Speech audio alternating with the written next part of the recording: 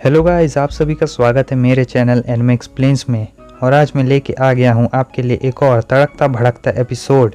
ये कहने की बात नहीं है, ये एपिसोड सचमुच बहुत ज़्यादा तड़कता भड़कता है, तो इसीलिए इस वीडियो को पूरे अंत तक देखिएगा हेडफोन्स लगा के। तो चलिए बिना देरी किए वीडियो को जल्दी से जल्दी शुरू करते हैं। एपिसोड की शुरुआत में हम देखते हैं वो मोटू पतलू आ जाते हैं। वो पतलू कहता है फिर से तुम फिर से यहाँ पे मुसीबत पैदा कर रहे हो। वो मोटू कहता है तुम्हें क्या लगता है, क्या हम लोग यहाँ पर सिर्फ पादने के लिए हैं। वो बॉडी बिल्डर उन्हें अचानक से देख के डर जाता है और कहने लगता है मैं तो बस इन नए आए हुए लोगों को यहाँ के बारे में कुछ तौर तरीके बता रहा था।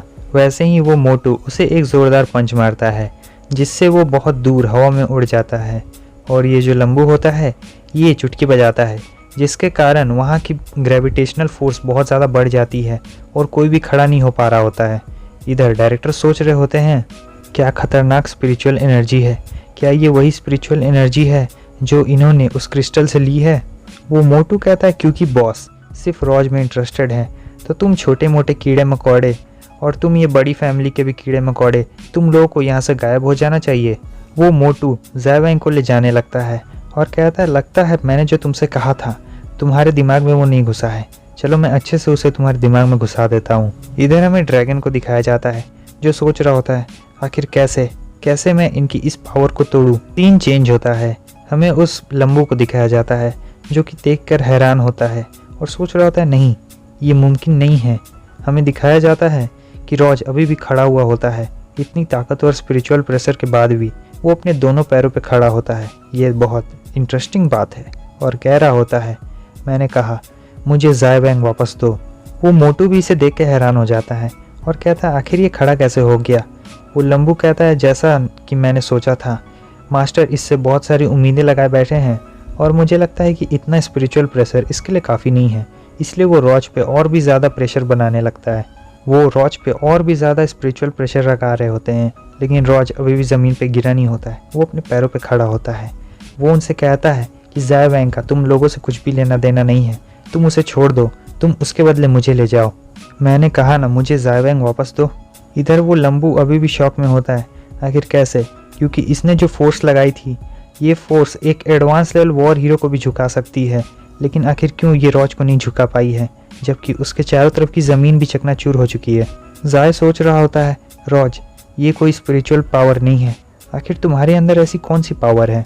हम देखते हैं कि वो मोटू आता है और रॉज के सर पर एक ज़ोरदार मारता है जिससे वो बेहोश हो जाता है। वो सोच रहा होता है थोड़ी देर के लिए तो मैं डर ही गया था कि आखिर ये सब क्या हो रहा है। वो लंबू कहता है क्या तुम अभी भी उस नीले बाल वाले बच्चे को ले जाना चाहते हो, ये रॉज उससे कई गुना वैल्यूएबल है। वो मोटू कहता है अब उसे ले जाने में और भी ज़्यादा मज़ा आने वाला है क्योंकि रॉज और भी ज़्यादा दुखी हो जाएगा।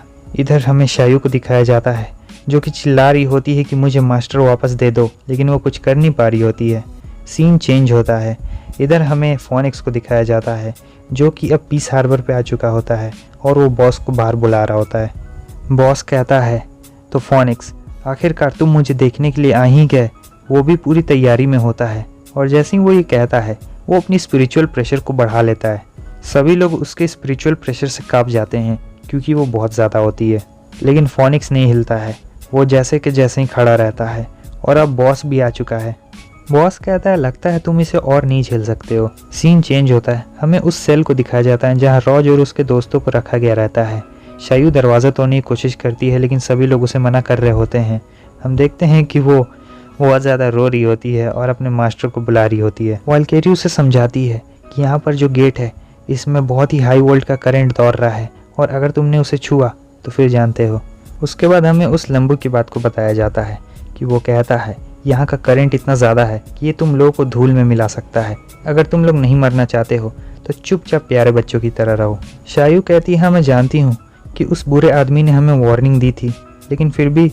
इधर वाल्केरी उसे कह रही होती है कि शायू शांत हो जाओ, अब हम और उनका टेंशन नहीं ले सकते हैं। वो वाल्केरी की गोदी से उतरकर भाग रही होती है और कहती है रॉज, ब्रदर रॉज, आप ब्रदर रॉज के साथ क्या कर रहे हैं। इधर हमें दिखाया जाता है कि ड्रैगन रॉज के साथ कुछ एक्सपेरिमेंट कर रहा होता है। वो लंबी चोटी वाला शायू को रोक लेता है और कहता है तुम ऐसे जल्दबाजी में कदम नहीं उठा सकती हो। डायरेक्टर कहते हैं शायू वो लोग रॉज की मदद कर रहे हैं, रॉज ने अपनी स्पिरिचुअल स्ट्रेंथ खो दी है और उसके सर पर बहुत ज़ोरदार चोट लगी है और वो सोच रहे होते हैं क्या ऐसे करके रोज वापस से होश में आ सकता है। शायू रो रही होती है और कहती है रोज प्लीज़ होश में आ जाओ, यंग मास्टर के लिए तुम्हारी वैल्यू बहुत ज़्यादा है, मैं तुमसे भीख मांगती हूँ कि प्लीज़ तुम यंग मास्टर को बचा लो।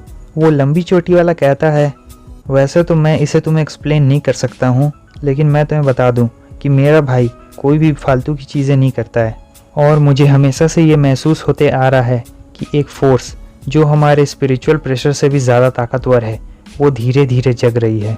सीन चेंज होता है, हमें फोनिक्स को दिखाया जाता है। वो कहता है मैं जानता हूँ कि तुमने रॉज को बंदी बनाया है। वो बॉस कहता है मैं हमेशा से तुम्हारे और रॉज के रिश्ते को लेकर बहुत ज़्यादा क्यूरियस था और मैंने ये ऑब्जर्व किया है कि जीडो ने तुम्हें कोई टास्क दिया होगा ताकि तुम उसके एक्सपेरिमेंट का ख्याल रख सको। फोनिक्स उससे कहता है तुम अभी उस पोजीशन में नहीं हो कि ये तुम बताओ कि मेरे मास्टर ने मुझे क्या हुक्म दिया है, और उसके अलावा मुझे ये भी नहीं पता है कि तुमने रॉज पर क्या क्या एक्सपेरिमेंट किए हैं, तुम उसे हमें वापस लौटा दो। बॉस हंसने लगता है और कहता है तो क्या तुम अभी भी इसे नहीं समझ पाए। फोनिक्स कहता है आखिर इन सभी चीज़ों से तुम्हारा क्या मतलब है। बॉस कहता है ओ बेचारे फोनिक्स, तुम कितने मासूम हो, तुम इन सभी चीज़ों को अभी तक नहीं समझ पाए।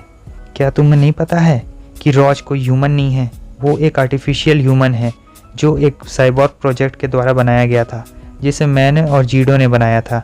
फोनिक्स अपने मन में सोच रहा होता है क्या साइबॉर्ग, क्या ये बात है। अब मैं अगर इन सभी चीज़ों को ध्यान से देखूं तो उन सभी पजल के मिसिंग पीस को अगर एक साथ हम लगा के देखें तो रॉज की यूनिक पावर के बारे में वो सभी चीज़ें कनेक्ट हो रही हैं।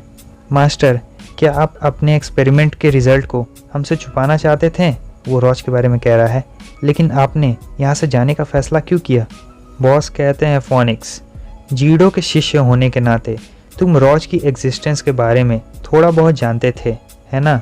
क्या तुम नहीं जानते, ये चीज़ हम ह्यूमंस के लिए ज़िंदगी और मौत का सवाल था, वो हमारी आखिरी उम्मीद था। बहुत ज़्यादा खुश होता है। फोनिक्स सोच रहा होता है क्या मास्टर इन सभी चीज़ों के बारे में जानते थे। बॉस कहते हैं तुम एक जेंटलमैन की तरह यहाँ पर आए और रॉज को मुझसे मांगने लगे। क्या तुम्हें ऐसा लगता है कि तुम सभी ह्यूमन बींग्स के डेस्टिनी को बदल सकते हो अपने इस बेकार से दयालुपन और सच्चाई से। फोनिक्स कहता है आखिर तुम ये क्या बकवासी चीज़ों के बारे में बात कर रहे हो, लाइफ और डेथ ह्यूमन बींग्स के। मैं नहीं जानता हूँ कि तुम क्या करना चाहते हो या फिर तुम क्या करने वाले हो, लेकिन मैंने अपने मास्टर से वादा किया है और मैं उसे पूरा करके ही रहूँगा। तभी हम देखते हैं कि बॉस के पीछे से बहुत सारे लोग उड़ रहे होते हैं और इनमें से काफ़ी डार्क ऑरा निकल रहा होता है। वो फीमेल हीरो सोच रही होती है साइबॉक्स, तो इसका मतलब जो एक्सपेरिमेंट के बारे में जितने भी रूमर्स फैले हुए थे ये सभी सच हैं। फोनिक्स कहता है मैं तुमसे एक आखिरी बार कह रहा हूँ, क्या तुम मुझे अभी भी रॉज को नहीं देना चाहते हो। और फिर इसके बाद वो अपना रूप बदल लेता है, वो अपने सबसे ताकतवर फॉर्म में आ जाता है, जो कि होता है कमेंट सेक्शन में बताना। कमेंट सेक्शन में बताना कि इस फॉर्म को क्या कहा जाता है। मैंने पहले भी आप सभी को बताया था। और बस हमारा ये एपिसोड भी यहीं पे ख़त्म होता है। कहा था ना आगे बहुत ज़्यादा मज़ा आने वाला है और यहाँ से मेन पार्ट शुरू होता है, सब चीज़ों के राज खुलने वाले हैं। और बस हमारा ये एपिसोड भी यहीं पे ख़त्म होता है। अगर आपको वीडियो अच्छी लगी लाइक कर दें, चैनल पर न्यू है सब्सक्राइब कर दें। यहाँ तक वीडियो देखने के लिए बहुत बहुत शुक्रिया। तो फिर मिलते हैं आप सभी से नेक्स्ट वीडियो में, तब तक के लिए बाय बाय। और हाँ, नेक्स्ट वीडियो भी जल्द ही आने वाली है, उससे पहले क्यों ना आप लोग एक मीम देख लें। कैसी लगेगा। आईफोन लिए 1,40,000 का आईफोन मिलता है, उस पे से जीएसटी काट कूट के लगभग 1,05,000 पड़ा, लगभग 1 लाख मान लिए। यहाँ पे आईफोन हाँ लिए, चलाने नहीं आता है तो रख दिए। महा चोट्टा मोबाइल ऐसे उसमें, अरे मैं ना चार्जर दिया है, ना ही उसमें कोई ईयरफोन लगाने का दिया है, ना ही बैक करने का बटन दिया है, उसमें टेम्पर ग्लास नहीं दिया है, कवर नहीं दिया है, सब बाहर से खरीदना है आपको। कुछ दिन में छोटा डिब्बा बेच देगा, कहेगा मोबाइल खरीदिए। और चलाने नहीं है, इतना एक तो लोहा बराबर है। हम पूछे कि भाई सबसे लेटेस्ट कौन है, तो कहा कि 12 प्रो मैक्स, तो दिया वही। ये छोट एकदम लोहा बराबर है, इतना बड़ा, दोनों हाथ लगा के चलाना पड़ता है, फुर्सत नहीं ले इतना। सबसे अच्छा हमारा 2016 वाला, 2016 से चल रहा है, इसका पैसा सधा दिया।